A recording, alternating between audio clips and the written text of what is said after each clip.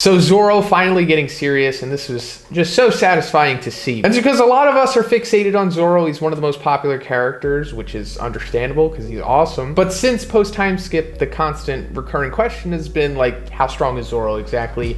And I don't know, in the last 10 years since it's happened, we still don't have an exact answer to that question yet. But we're getting a big glimpse of it right here because he is, I guess, seemingly one-shotting Apu here, right? I mean, it's not exactly confirmed that he's done, but it's not looking good. And even if it's not a one-shot, still ultra impressive because Apu is one of the stronger supernovas at this point. I mean, at least by a little bit, maybe. So the fact that Zoro is taking him out cleanly with the Lion Song, which he doesn't even say, it just silently happens, which is awesome. I think that's pretty indicative of where Zoro is at on the power scale right now. And I'll go more into that because I'm going to talk about what his next matchup likely is going to be. But we see him get the antidote, which may or may not be it. It seems like it is going to be the antidote. It's probably not a red herring at this point. I mean, maybe it is to extend Chopper's storyline possibly, but it seems like that's just going to work itself out because he caught it, gave it to Chopper, and then Chopper was like, I already figured out, you know, everything with the stopping the spreading of it and fire heating up, so he's going to make an antidote, and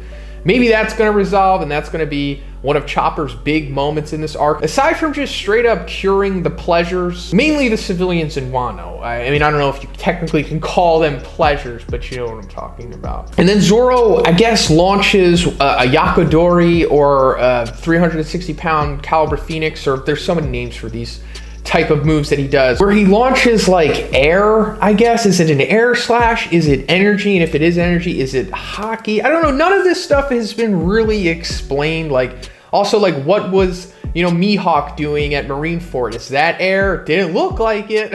So I don't know, but it seems like he launches one of those at Queen, and Queen is like kind of shook by that, which is also further showing that Zoro is pretty powerful right now. And then we come to like this faux Conqueror's Haki moment where it looks like Zoro has done like the Conqueror's blast thing, you know, where they like, you know, the Conqueror stuff, whatever you call it. So is this the first time Zoro has used Conqueror's Haki? Has he awakened Conqueror's Haki here? I don't think so, because while we do see like what typically would happen from somebody like using a Conqueror's blast or whatever, Zoro then says, you know, I didn't do this. So I guess that means what we're seeing there, like that earthquake or whatever just happened, maybe that was just signifying what Kaido is doing at the end of the chapter, you know, raising the island. Maybe this was a result of that possibly, or it was Zoro's Conqueror's Haki. I don't know, it's kind of confusing right now. I'm thinking it's probably just what Kaido was doing and maybe not so much Zoro's doing.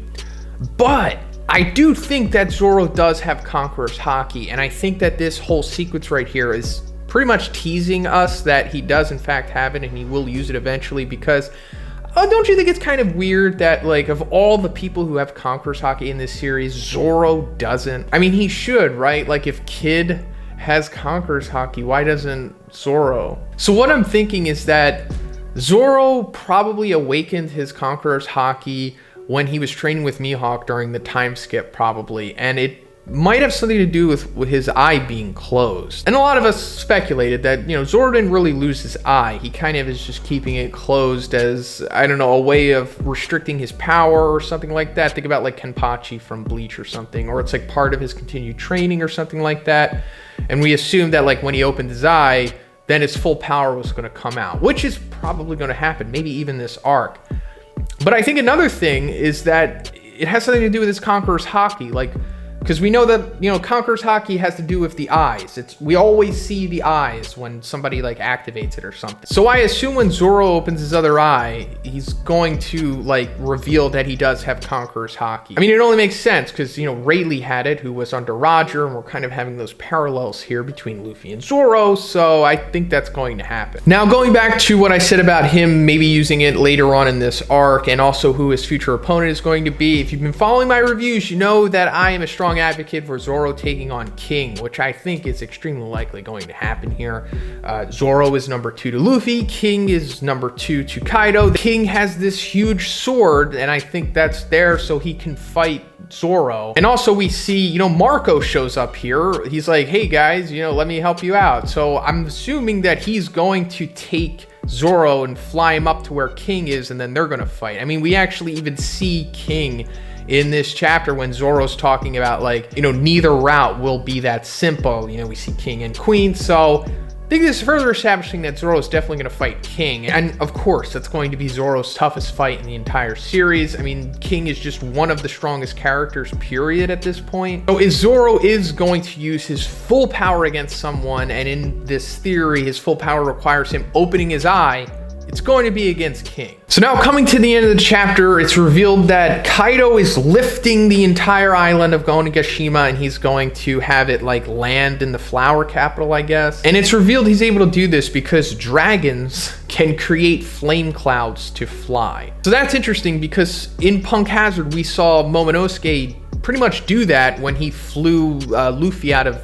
that, what was it, the garbage dump of Punk Hazard. I don't remember exactly where they were, but when he flew out of there, he was like, you know, grabbing onto those flame cloud things that he was creating, and that wasn't really explained at that time. We just assumed, oh, it's just a part of his fruit, which of course was I guess a synthetic devil fruit created by Vegapunk. That leads to more questions about Kaido. So I guess this like spiral stuff that we're seeing around the island is like Kaido, I guess, telekinetically like forming them and then lifting the island that way. But it's also interesting because he's not in his Zoan form, or at least what we thought was his Zoan form. And that makes me think like, okay, so this goes back to the age-old theory of Kaido is not a devil fruit user and that he is literally a dragon, which seems like more of a possibility now, I suppose, because like maybe Vegapunk developed that devil fruit because he was inspired by Kaido, or what Kaido's race could be. Maybe there is like a literal race of dragons that exist or did exist, and maybe Kaido's one of the last ones, possibly.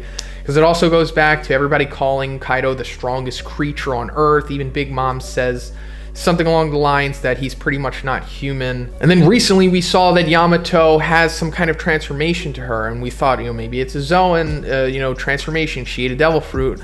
But at this point, maybe it could be some kind of hereditary dragon trait or something that Kaido passed down to her. But then if Kaido is in fact a dragon, then how is he able to transform into a human? Either he ate a human fruit, you know, similar to like Chopper, or he's not a fruit user at all, and he just is able to transform between human and dragon. And that could play into Asian mythology, which Oda borrows from so much. So I'm sure maybe it's a part of that. And I guess it's possible that that is the case, because I always wondered like why the Marines couldn't kill Kaido, because they always said like, you know, all of these different methods of execution they tried on him, none of them worked. And I was thinking, well, if he ate a devil fruit, why don't you just stick him underwater or drown him or something? They never say that, and as far as I know, we never get an instance of Kaido interacting with water or anything like that.